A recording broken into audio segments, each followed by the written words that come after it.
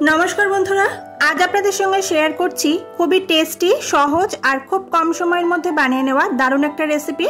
সকাল কিংবা সন্ধ্যাবেলায় আপনারা এই রেসিপিটি খেতে পারেন। এক গ্লাস খেলে অন্ততপক্ষে 3 থেকে 4 ঘন্টা আপনাদের পেটটা ভরা থাকবে। তাহলে চলুন কিভাবে রেসিপিটি বানাই দেখে নিই। আর সবথেকে বিশেষ ব্যাপার হলো এটা বানানোর জন্য আমাদের কিন্তু গ্যাস ওভেনের কাছে যাওয়ার দরকার নেই। তো রেসিপিটা বানানোর জন্য এখানে একটা হিমসাগর আম ছোট টুকরো করে কেটে মিক্সার জারে নিয়ে নিয়েছি। এর মধ্যে নিচ্ছি আমি স্বাদ অনুযায়ী চিনি। আপনারা যদি চান এখানে মধু অথবা মিছরি ব্যবহার করতে পারেন। এর সাথে 1 গ্লাস পরিমাণ দুধ দিয়ে দিলাম, এটা নরমাল টেম্পারেচারে রয়েছে। এবার এটাকে ভালো করে আমি পেস্ট বানিয়ে নেব।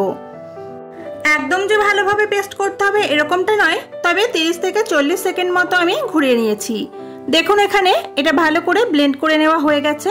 এবার আমি এই মিশ্রণটাকে একটা বড় বাটির মধ্যে নিয়ে নিচ্ছি। আজকের রেসিপিটি যদি আপনাদের ভালো লাগে তাহলে অবশ্যই ভিডিওর নিচে দেওয়া লাইক বাটনে কিন্তু প্রেস করতে ভুলবেন না। এর মধ্যে দেওয়ার জন্য আমি 3 টেবিল স্পুন চিয়া সিডস রাতের বেলা ভিজিয়ে রেখেছিলাম। এই চিয়া সিডসটা কিন্তু অবশ্যই ওভারনাইট আপনারা ভিজিয়ে রাখবেন, অথবা যদি হাতে কম সময় থাকে তাহলে 3 থেকে 4 ঘন্টা কিন্তু ভিজিয়ে রাখতেই হবে। এর থেকে কম সময় এটাকে ভিজিয়ে রেখে খাওয়াটা কিন্তু উচিত নয়। এই সম্পূর্ণটাই আমি দিয়ে দিলাম। এবার ভালো করে এটাকে মিশিয়ে নিতে হবে।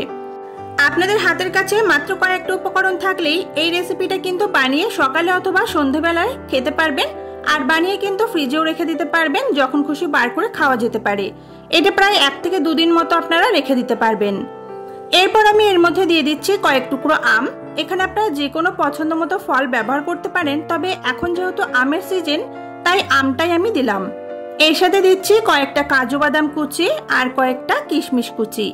অবশ্যই ড্রাই ফ্রুটসগুলো আপনারা নিজেদের পছন্দ মতো বাড়িয়ে বা কমিয়েও নিতে পারেন। ব্যাস আমাদের রেসিপিটি কিন্তু একদম রেডি হয়ে গেছে। এইভাবে আপনারা বানিয়ে ফ্রিজে রেখে দিন 1 ঘন্টা মতো। একটু ঠান্ডা হলে এটাকে খান। রেসিপিটি যদি ভালো লাগে তাহলে অবশ্যই কিন্তু ভিডিওতে একটা লাইক করতে ভুলবেন না। আজকে ছোট রেসিপিটি আপনাদের কেমন লাগলো কমেন্ট করে অবশ্যই জানাবেন। যদি ভালো লাগে রেসিপিটি তাহলে আমার চ্যানেলটিকে সাবস্ক্রাইব করে নিন পরবর্তীকালে আরো নতুন রেসিপি দেখার জন্য। আজকের মতো এই পর্যন্তই। সবাই খুব ভালো থাকবেন, সুস্থ থাকবেন, সাবধানে থাকবেন। আজকের মতো টাটা।